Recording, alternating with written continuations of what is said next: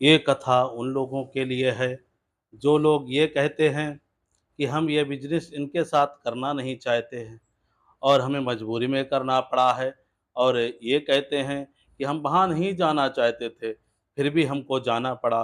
किसी हमारे अपने ने हमें आग्रह किया और हम चले गए, तो हम उस पर दोषारोपण करने लगते हैं। आप लोग ऐसा दोषारोपण ना करें, क्योंकि जो होनहार है वो होकर ही रहती है, उसे कोई टाल नहीं सकता, केवल भक्ति भाव से कम किया जा सकता है। इसीलिए हरि का भजन ज़्यादा से ज़्यादा करें, भगवान श्री राम की भक्ति जितनी हो सके उतनी करें। भगवान शिव ने रामायण में एक प्रसंग कहा भी है कि कह्यों उमा में अनुभव अपना, सत हरि भजन जगत सब सपना।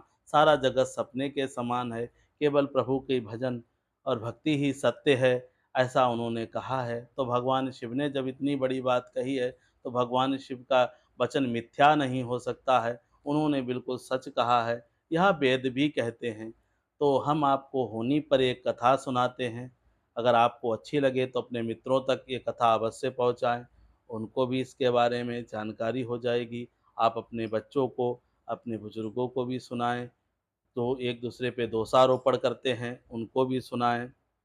चलिए, हम आपको कथा सुनाते हैं। एक जंगल में एक कबूतर रहता था, और शांत भाव से वो एक कबूतर अपने निवास पे रहने लगा। एक पेड़ पे, वृक्ष पे उसने अपना निवास बना रखा था, उस पे रहता था। परमात्मा की थोड़ी बहुत भजन भी, भक्ति भी करता ही रहता था, और दाना पाना चुगता रहता था। तो वो कबूतर का समय जो था बहुत नज़दीक आ गया। अब भक्ति के प्रभाव के कारण, भजन का थोड़ा बहुत प्रभाव जो वो करता था उसके कारण, उसको यह पता चल गया कि मेरी मृत्यु बहुत नज़दीक है और मैं मरने वाला हूँ। तो उसने, वो मरना नहीं चाहता था, उसे प्राणों से बहुत प्रिय था, प्राण उसे बहुत प्रिय थे। तो उसने क्या किया, वो भगवान विष्णु की छतरी पे जाकर बैठ गया, और वो जानता था कि भगवान के दरबार में मुझे कोई भी यमराज लेने आ नहीं सकता। उसका समय आया तो यमराज के दूतों ने जाकर उसके पूरे जंगल में उसे ढूंढ डाला, पर वो कहीं नहीं मिला। तब जाकर यमदूतों ने जाकर कहा यमराज से कि महाराज, वह कबूतर तो कहीं भी नहीं मिल रहा है। तब यमराज ने अपनी ज्ञान दृष्टि से देखा, तो वह भगवान विष्णु की छतरी पर बैठा हुआ था और कांपता हुआ राम राम का जाप कर रहा था। तब यमराज जी ने यमदूतों से कहा कि अब तुम वहां नहीं जा सकते, क्योंकि भगवान के क्षेत्र में कोई भी प्रवेश नहीं कर सकता उनकी आज्ञा के बगैर। तब भगवान ने भगवान को प्रणाम करके यमराज जी अपने वाहन पर सवार हुए, और जाकर उन्होंने, जैसे ही विष्णु लोक पहुँचे और बैकुंठ के दरवाजे पे पहुँचते ही, बाहर दरवाजे पे गरुड़ भगवान पहरा दे रहे थे, और अंदर जाने के लिए उनसे पूछा कि भगवान हैं क्या? तो उन्होंने कहा हाँ, प्रभु अंदर हैं। तब वो अंदर जाने लगे, तो उन्होंने छतरी की तरफ, यमराज ने केवल छतरी की तरफ नज़र की और उस कबूतर को देखकर मुस्कुरा दिए।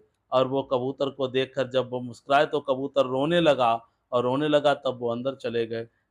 तब वो अंदर चले गए, भगवान के पास चले गए। तब गरुड़ ने कबूतर से पूछा कि हे भाई, एक बात सुनो, तुम हमारी जाति के हो, पक्षी जाति के हो, पर यमराज जी तुम्हें देखकर मुस्कुराए क्यों? कबूतर रोने लगा, कहने लगा महाराज, हे पक्षीराज, हमारी रक्षा कीजिए, प्रभु से कहिए ये यमराज हमें लेने आए हैं, और हमें ले जाने के लिए ही यहाँ आए हैं, और भगवान से हस्ताक्षर कराने गए हैं, और आकर हमें ले जाएंगे। अब बताओ हम क्या करें? हम तो यहाँ इसीलिए बैकुंठ में चले आए थे कि हमें जो है मृत्यु को प्राप्त ना हो, हमें मृत्यु ना आए। तब गरुड़ जी ने बड़ी चालाकी से उनसे कहा कि तुम चिंता ना करो, हम तुम्हें ऐसी जगह छोड़ आएंगे जहां तुम्हें मृत्यु स्पर्श नहीं कर सकती है।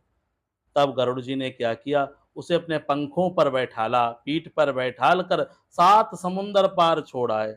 और 7 समुद्र, भगवान विष्णु के अति तीव्र वाहन गरुड़ 7 समुद्र पार छोड़कर, और तुरंत आकर फिर जैसे बैठे थे वैसे ही बैठ गए बैकुंठपुरी के बाहर।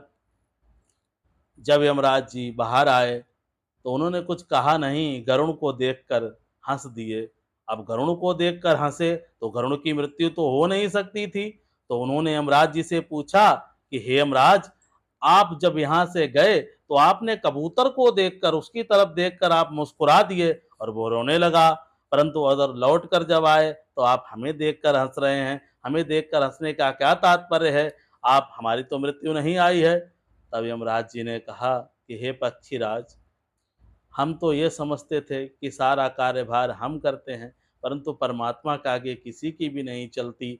जो परमात्मा कराते हैं, सब वही करते हैं, उनके हाथ की कठपुतली हैं। तो उन्होंने कहा वो कैसे? तो उन्होंने कहा वो ऐसे कि वो एक कबूतर यहाँ बैठा था, सुरक्षित बैठा था, उसे हम ले जा नहीं सकते थे, कि वैकुंठ से ले जाना हमारे बस की नहीं है, भगवान के पास। और उसकी मृत्यु जो थी वो 7 समुंदर पार थी, और वो उड़कर वहां तक कभी नहीं पहुंच सकता था। अगर वो चाहता भी तब भी वो वहां उड़कर नहीं जा सकता था, और आप उसे वहां छोड़ आए हैं, तो आपने उसको वहां पहुंचा दिया है। इससे ये प्रतीत होता है कि जहां जिसकी मृत्यु लिखी है, जहां जिसका जो लिखा है वो वहीं होगा। पर दोषारोपण एक दूसरे पे करने का क्या फायदा है? अब आप जाकर देखिए कि वो कबूतर क्या कर रहा है। तो गरुड़ जी बोले, अब उस कबूतर तक कोई नहीं पहुंच सकता। मैं जानता हूं आप मुझे भुलावा में डाल रहे हैं, और उसको कुछ नहीं हो सकता। मैं उसको 7 समुंदर पार छोड़ कर आया हूं। उन्होंने के जाकर देखिए तो वो कर क्या रहा। तो उन्होंने, गीत की दृष्टि बहुत तेज होती है, उन्होंने देखा तो कबूतर मरा पड़ा। उन्होंने कहा ये कैसे हो गया? तो उन्होंने कहा उसकी मृत्यु इतनी दूर थी और वो उड़ कर जा नहीं सकता था, आप उसे वहां छोड़ आए हैं। तो आप किसी पर दोषारोपण ना कीजिए। यह कथा हमें एक प्रेरणा देती है कि हमारी जो भी किस्मत में लिखा है, जो भी हो रहा है, वो परमात्मा की देन है।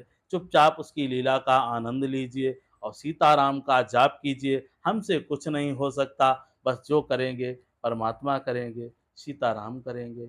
जय श्री राम, जय श्री हनुमान जी महाराज।